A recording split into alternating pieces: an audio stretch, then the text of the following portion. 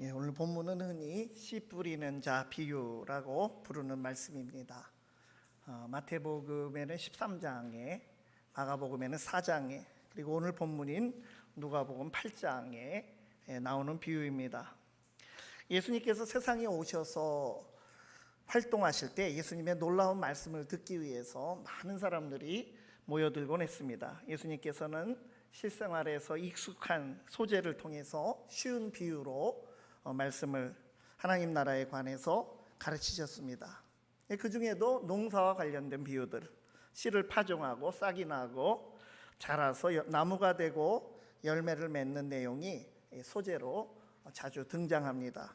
그중 오늘 본문인 씨 뿌리는 자 비유는 겨자씨 비유와 함께 공관복음에 속하는 세복음서, 마태복음 같은 관점을 가졌다. 공관복음인데 마태복음, 마가복음, 누가복음에 모두 기록되어 전해질 정도로 하나님 나라의 원리를 가르쳐주는 중요하고 잘 알려진 비유입니다. 이뿐만이 아니라 예수님이 직접 비유 자체만 말씀하지 않으시고 비유의 뜻풀이를 해주신 몇 안 되는 비유 중에 하나가 바로 오늘 본문의 말씀입니다.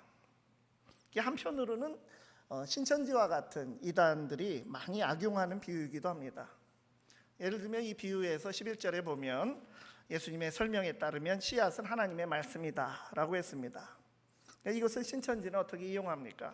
씨는 말씀이라고 예수님께서 풀이해 주신 것으로 시작해서 신천지는 성경 곳곳에서 씨앗이라고 하는, 씨라는 말만 나오면 전부 다 말씀을 뜻하는 것으로 해석하는 식으로, 그래서 엉터리 교리를 만들어서 사람들을 미혹하고 있습니다. 맞는 것 같으면서 교묘하게 비틀어서 다른 진리와는 다른 이단 교리로 끌고 가고 있습니다. 그래서 그 거짓 교리 때문에 신천지에 빠진 젊은 청년들이 학교 직장을 그만두고 한 달에 30만 원 받으며 삼각김밥을 먹으면서 신천지에 올인하는 일들이 일어나게 됩니다. 그래서 자녀들이 바른 신앙을 갖도록 참 우리가 더 기도를 많이 해야 되는 그런 또 시기이기도 합니다.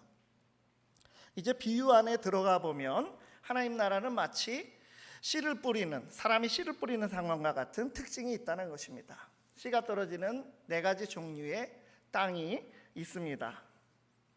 그런데 길가, 바위 위, 가시떨기 속 이 3가지 종류의 땅에 각각 뿌려진 씨들은 열매까지 가지 못한 채 다 죽어버렸고, 좋은 땅에 떨어진 씨만 풍성한 열매를 맺게 되었습니다. 마태복음과 마가복음에는 열매가 30배, 60배, 100배의 결실을 하였다 이렇게 기록한 데 비해서 오늘 본문 누가복음에는 어떻게 되어 있습니까? 100배의 결실을 하였느니라 이렇게 간단히 기록한 점이 조금 다르긴 하지만, 씨를 뿌렸을 때 참 압도적이고 폭발력 있게 결실하는 그 특징은 변함이 없이 우리에게 이 비유의 기록이 전해주고 있습니다. 당시 농사법은 단순했습니다. 먼저 씨를 땅에 뿌리고 땅을 갈아엎었다라는 것입니다. 그리고 씨 뿌리는 사람도 씨가 뿌려지는 곳을 그리 크게 신경을 쓰지 않았다고 합니다. 더러 씨가 좀 다른 데 떨어지고 없어지더라도 보통은 10배 이상의 수확이 되었기 때문입니다. 그러니 10배의 결실이 보통이라면 비유에서 말하는 30배 이상이면 이거 풍년이고 100배라고 하면 이것은 정말 엄청난 수확이라고 할 수가 있습니다. 이 예수님의 비유 이야기가 말하고자 하는 핵심은 어떤 사람이 씨를 뿌렸는데 상당수는 열매를 잘 맺지 못했다는 점입니다. 이것은 우리 현실에서 무엇을 교훈하고 있을까요? 예수님께서 비유를 말씀하시던 당시로 돌아가 보게 됩니다. 예수님께서 왜 이 비유를 말씀하셨을까 하는 물음에 대해서 이 비유 말씀의 바로 뒤에 나오는 8장 19절에서 21절 그 단락을 보면 예수님을 찾아온 가족들 이야기가 우리에게 힌트를 주고 있습니다. 하나님의 아들이신 예수님께서 세상에 오셨건만 사람들은 예수님이 누구신지 잘 이해하지 못하는 자들이 많았고, 예수님이 전한 복음도 누구나 다 잘 받아들인 것이 아닙니다. 특히 그 중에서 가까운 가족이나 고향 사람들이 하나님 나라 복음을 세상에 가져오신 메시아이신 예수님의 사명을 더 오해하고 배척하기도 하였습니다. 그래서 이 8장 뒤에 따라 나온 이 단락을 봐도 예수님이 뭘 데리러 온 그런 이제 장면이 나옵니다. 왜 예수님 당시의 유대인들은 자신들이 그렇게도 기다리던 구세주이신 예수님을 알아보지 못했을까요? 왜 오늘날도 복음의 말씀을 듣고 받아들이지 않는 사람들이 많이 있을까요? 왜 어떤 이들은 복음을 듣고 응답하였으나 삶 속에서 성장을 멈추고 또 믿음의 결실을 하지 못합니까? 왜 믿음의 형제자매들이 똑같이 믿지만 신앙의 차이가 보이게 되겠습니까? 이러한 질문들이 꼬리에 꼬리를 물게 됩니다. 그 질문들에 대한 해답으로 2000년 전 이미 예수님께서는 하나님 나라 복음에 대한 다양한 반응을 이같이 비유로 말씀하여 주신 것입니다. 그래서 예수님의 이 씨 뿌리는 자 비유는 대표적인 네 가지 유형으로 하나님 나라 복음에 응답하는 사람들의 모습을 말씀해 주셨습니다. 첫째 유형은 길가에 떨어진 씨라고 했습니다.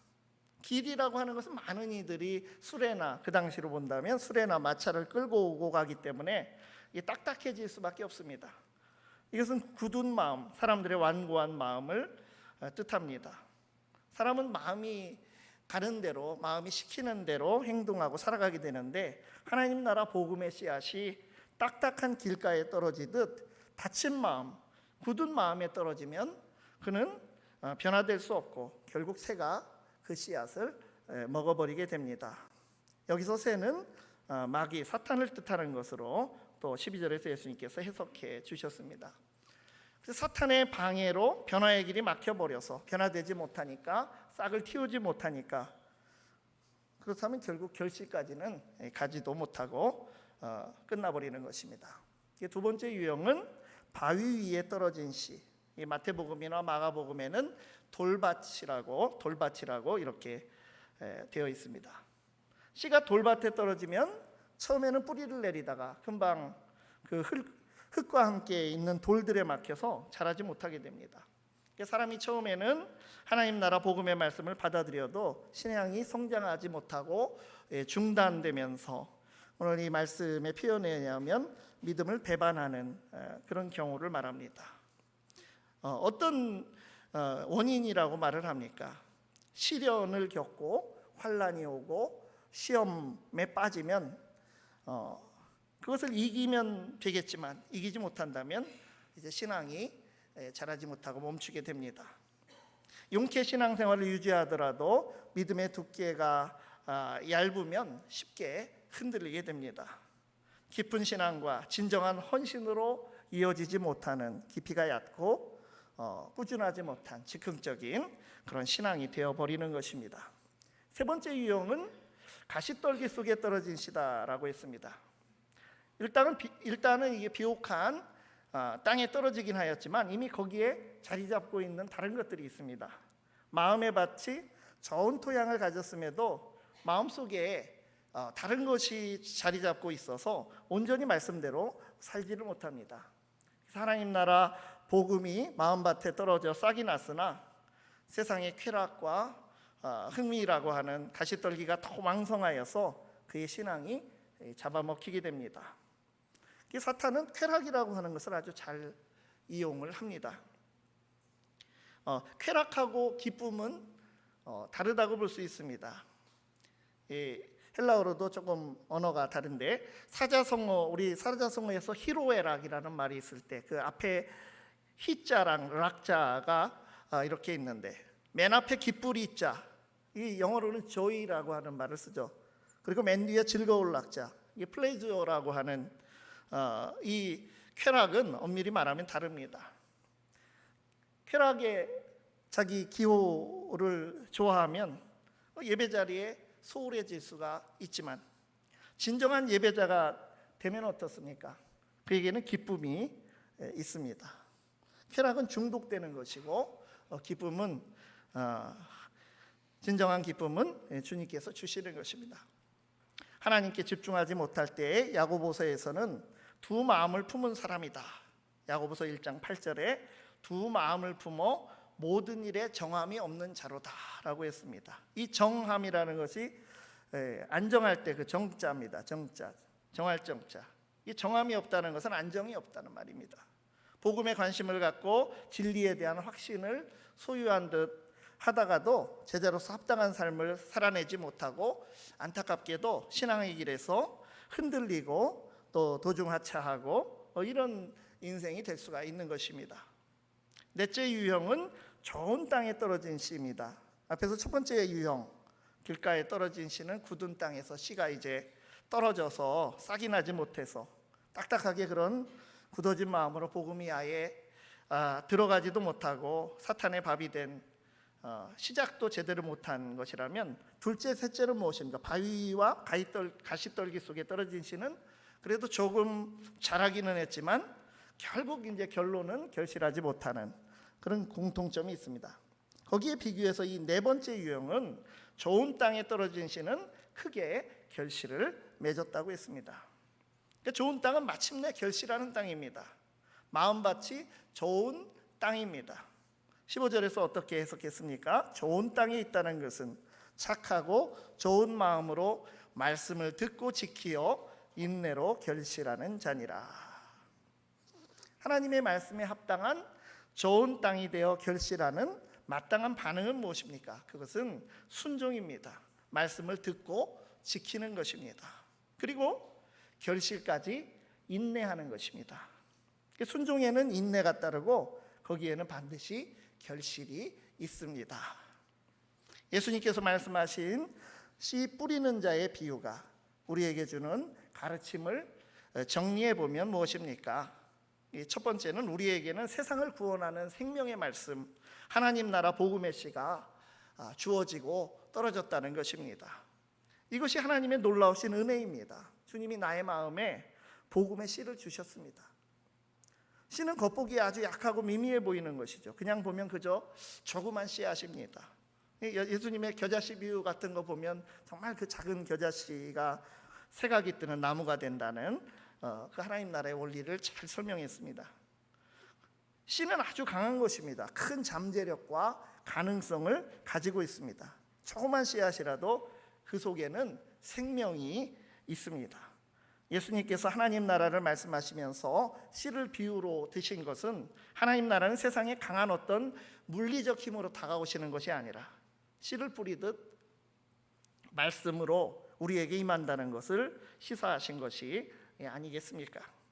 실제로 예수님은 참으로 약하고 힘없는 듯 그렇게 사시고 부드러우셨지만 물러서지 않는 신실함으로 우리를 구원하여 주셨습니다. 무엇보다 하나님 나라 복음 앞에는 모든 사람이 차별이 없습니다. 복음 앞에는 같은 기회를 다 우리에게 주시는 것입니다. 로마서 1장 16절 말씀에 복음은 모든 믿는 자에게 구원을 주시는 하나님의 능력이 됨이라고 했습니다. 로마서 3장 22절에는 예수 그리스도를 믿음으로 말미암아 모든 믿는 자에게 미치는 하나님의 의인이 차별이 없느니라고 말씀하셨습니다. 누구든 믿음으로 복음에 나타난 하나님의 은혜, 그 구원의 은총, 하나님과 교제하는 축복을 누릴 기회가 있습니다. 그러나 차별 없이 뿌려진 이 하나님 나라 복음이 싹이 나고 자라는 모습에서는 다양하고 차이가 난다는 것입니다. 하나님 나라가 우리 안에 임하였다는 기쁜 소식, 그 복음을 전하여도 이 비유 속에서 여러 종류의 땅에 떨어진 그 씨앗처럼 다양한 사람들의 다양한 응답이 있다는 것입니다. 그래서 비유를 잘 보면 이 씨 뿌리는 사람이나 씨 자체에는 문제가 없고 땅에 문제가 있다는 것을 알 수가 있습니다. 각 사람에게 무엇이 방해와 장애가 되어 하나님 나라 말씀을 받아들이지 못하고 믿음의 결실을 하지 못하는지는 사람마다 다양한 이유가 있습니다. 그렇기 때문에 예수님께서는 이 비유를 통해서 하나님 나라 복음을 들어도 잘못된 응답을 하는 사람이 없도록 참 비록 부족하더라도 변화되어서 믿음과 순종으로 바르게 응답하려는 노력과 헌신이 필요하다는 것을 말씀하여 주시며 도전을 우리에게 주시는 것입니다. 예수님께서 하나님 나라 복음을 선포하신 것, 이것은 정말 100배의 결실이라는 상상할 수 없는 엄청난 능력으로 우리에게 임하는 하나님 나라가 우리에게 허락되었다고 하는 것을 알려주신 것입니다. 하나님께서 참 우리 마음에 이 엄청난 가능성, 하나님 나라 복음을 주셨음에 우리가 감사할 수 있기를 바랍니다. 두 번째로 예수님께서는 이 하나님 나라 복음에 대한 합당한 자세를 깨닫게 하십니다. 차별 없이 받은 하나님 나라 복음을 모든 사람에게 차별 없이 전해야 할 또 사명이 우리에게 있습니다. 누구는 하나님 나라 그 복음이 필요하고 누구는 필요 없고 그런 것이 아닙니다. 복음이 필요하지 않을 만큼 의로운 자가 있느냐? 세상에 아무도 없습니다. 그럼에도 비유처럼 다양한 마음밭이 존재하기 때문에 우리는 멈추지 않고 시도하고 또 복음을 전해야 합니다. 성경의 언어로 표현하면 때를 얻든지 못 얻든지 하나님 나라를 자랑하고 복음을 전해야 합니다. 분명히 복음을 전하기 어려운 사람들, 그런 그룹이나 민족이나 나라가 존재하는 것이 현실이라 하더라도 좋은 밭으로 준비된 땅에 떨어진 씨앗은 엄청난 결실을 하게 되는 것입니다.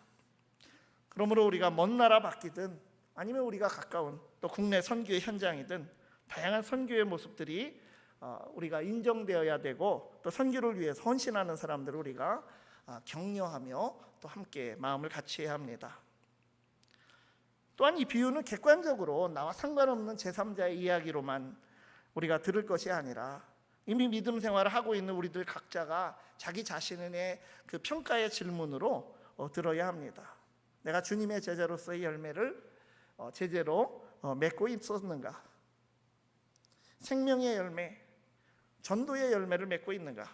또 인격의 열매, 성령의 열매, 사랑이라 화평, 오래 참음, 자비 양선, 충성 온유 절제.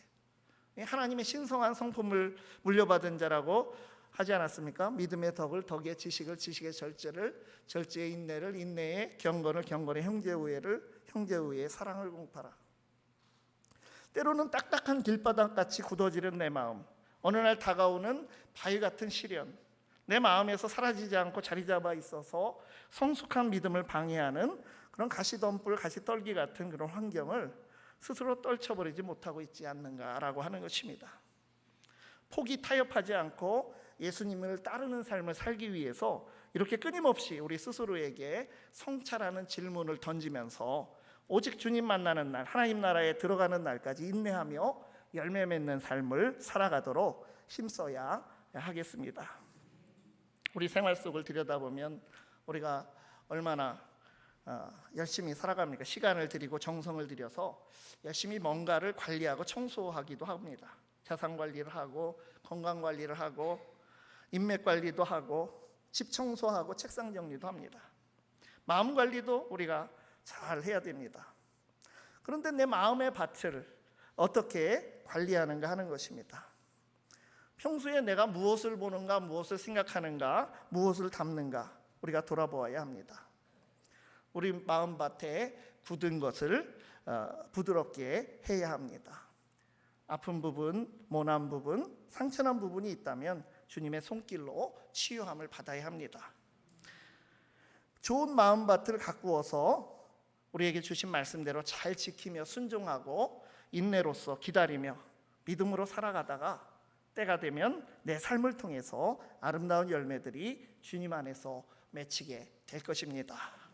생명의 열매, 성령의 열매, 사랑의 열매, 의의 열매, 참 이런 좋은 열매로 결실함으로써 하나님 나라의 기쁨이 충만한 우리 모두의 삶이 되기를 간절히 바랍니다. 기도하시겠습니다. 은혜가 풍성하신 하나님 아버지, 하나님을 향한 순종과 인내의 결실이 필요한 시대가 아닌가 합니다. 우리를 구원하시고 하나님 나라 역사에 참여하게 하심을 감사드리옵나이다. 우리 마음에 먼저 하나님 나라가 이루어지며 우리가 사는 삶의 자리와 우리 가정과 나라와 민족과 온 세상 사람들에게 하나님 나라가 이루어지는 30배, 60배, 100배의 결실을 허락하여 주시옵소서. 예수 그리스도의 이름으로 기도드리옵나이다. 아멘. 우리 찬송 218장